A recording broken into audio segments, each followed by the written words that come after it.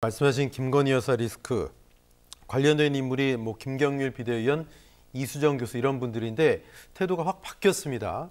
그러면서 이슈를 이슈로 덮기 위해 다른 이슈를 투척하는 걸까요? 김경률 비대위원은 오늘 이런 얘기를 했습니다.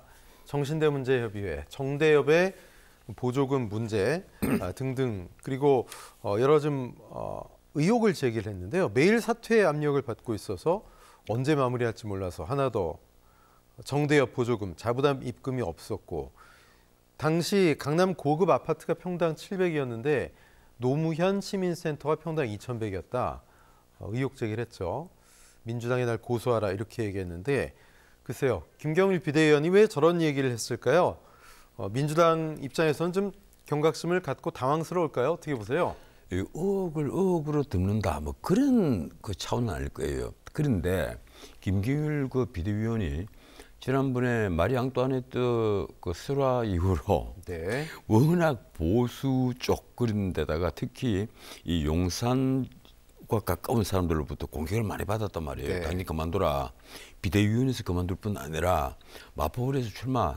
어차피 당신 안 된다. 정치인을 못 이긴다. 안 된다. 물러나라. 뭐 이런 식의 압력을 계속 받았단 말이에요. 이러니까 본인은 지금 만약에 물러나게 되면 본인이 무슨 망신이에요. 이러니까 본인이 과거에 이제 여러 매체에 나가서 얘기했던 정대협 문제 그리고 이 노무현 기념관 이 건립할 때 이 건축 비용이 왜 2,100만 원이나 평당 2,100만 원이 들었냐. 네. 이건 사실 김경률 비대위원이 전문가입니다. 참여연대에서 회계사로 참여를 하면서 이런 사건을 원어민이 살펴봤으니까. 그런데 지금 강남에 고급 아파트 짓는 것도 지금 건축비는 평당 한 700만 원, 과거에는 평당 500만 원. 지금 물가가 올라서 평당 한 700만 원 정도인데 어떻게 2,100만 원에 들었냐. 말도 안 된다 이건. 실제 말이 안 되는 거예요. 그래서 이게 만약에 잘못됐다면 나를 고발을 해라. 고소를 해라. 근데 이번에도 역시 비대위 회의에서 자기가 내가 언제 목이 달아날지 모르니까 그 말은 안 하니면 못한 거 아닙니까? 국민의 입장에서는. 예, 그래서 말이에요. 그러니까 내가 이게 스피커가 있을 때 마이크가 있을 때 내가 이 얘기라도 해야 되겠다. 이래서 그 얘기를 한 겁니다. 그 얘기는 계속 지금 압박을 주고 있다는 얘기잖아요. 그 얘기를 하니까 한동훈 비대위원장이 내가 저분이 저러라고 모신 것이다. 이 얘기까지 했단 말이에요. 그래서 한동훈 비대위원장은 지금 비호를 하는데 지금 그래서 그렇습니다. 이게 한동훈 비대위원장의 가장 가까운 측근이 이제 김경률 비대위원 그리고 장동혁 사무총장이 0.5선인데 사무총장이 됐단 말이에요. 이러니까 보통 마음이 통하면 사무총장을 했겠느냐 하는 말이 그때도 언론계에서 나왔습니다. 이러니까 그 두 사람이 가장 가깝고 그리고 비서실장 하는 분도 아마 친한계다. 그래서 지금 벌써 이 국민의힘에 내가 걱정하는 게 바로 어떤 점인가 하면 그런 거예요. 지금 친윤계가 과거에 윤핵관이다 뭐 이런 말로 이 지탄의 대상이 되는데 지금 윤한 갈등 그러니까 윤석열 대통령과 한동훈 비대위원장의 갈등을 겪으면서 이게 완전한 화학적으로 봉합이 되지 않으니까 지금 벌써 이번에는 친한계가 이제 한핵관 이런 말로 지금 또 사람들이 또 손가락질을 하기 시작을 하고 있단 말이에요. 그게 이제 한 사람이 김경률 비대위원, 장동혁 사무총장 이런 식인데 제가 이런 말이 자꾸 나오는 것은 뭐라고 제가 보는가 하면 이건 국민의힘의 망조가 된 거다.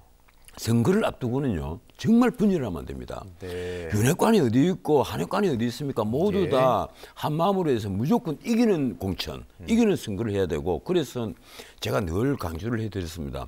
어표를 찌르는 공천을 해라. 그리고 무엇보다도 감동을 주는 공천을 해라. 근데 그런 공천은요 지금처럼 한동훈 비대위원장이 여기저기 신년 인사회 같은 데서 가령 김경률 손을 들어주고 그리고 그 원희룡 손을 들어주고 다 흠주로 나가는 것 아니냐. 물론 흠주로 나가는 거죠.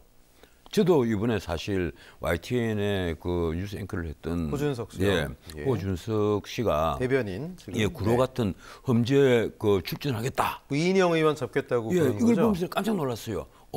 내가 알고 있는 호준석이 이런 사람이었는가. 내가 솔직히 말해서 깜짝 놀랐습니다.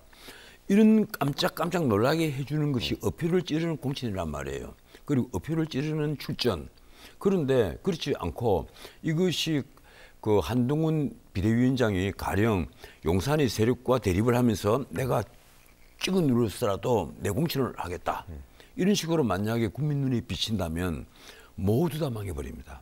그래서 제발 대립하는 모양을 취하지 말고 다들 손을 잡고 힘을 합치는 모양새를 취하는 것이 좋지 않겠느냐. 지금 민주당이 어려우신 게 뭐예요? 친명 비명 간의 갈등이잖아요. 그래서 당이 뭐 분열 상태까지 가는데 국민의힘까지 그렇게 가면 이건 문자 그대로 이번 총선은요 갈피를 못 잡는 선거가 되지 않느냐 이런 생각을 합니다.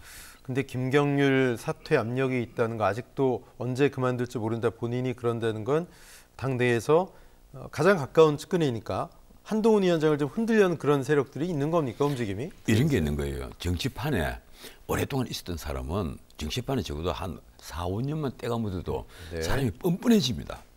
누가 공격을 해도 시국고 자기의 어떤 흠결이 언론에 막 들통이 나서 막 나오잖아요. 그런데 막 싹 잡대요. 난 그런 적 없어. 검찰청에 나오면서도 잡아떼다가 나중에 손에 수갑을 차면 비로소 국민 여러분 죄송합니다. 말을 이렇게 할 정도로 사람이 얼굴이 철판을 깐단 말이에요. 모든 정치판에 있는 사람들이 거의 다 그래 왔습니다. 지금까지. 그랬는데 김경률처럼 아직 정치판에 갓 들어온 사람은 옆에서 조금만 공격을 해도 그걸 참지를 못하는 거예요.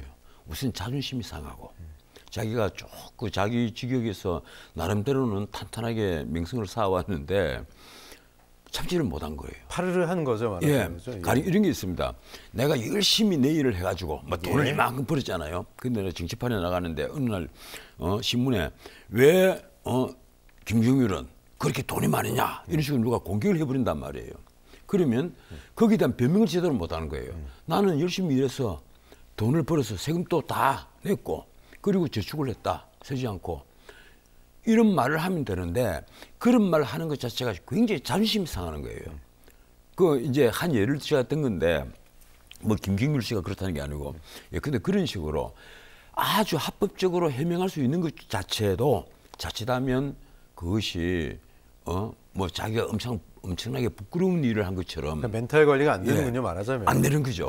갓 정치판에 뛰어들어온 사람은 그 제가 지금 딱 보니까 김경률 씨가 이제 어제 비대위 회의에서 내가 언제 이 목이 탈날지 모르니까 이 말 좀 해야 되겠다 이 얘기를 하는 걸 보니까 아차 엄청난 지금 심리적으로 지금 위축이 돼가 있구나.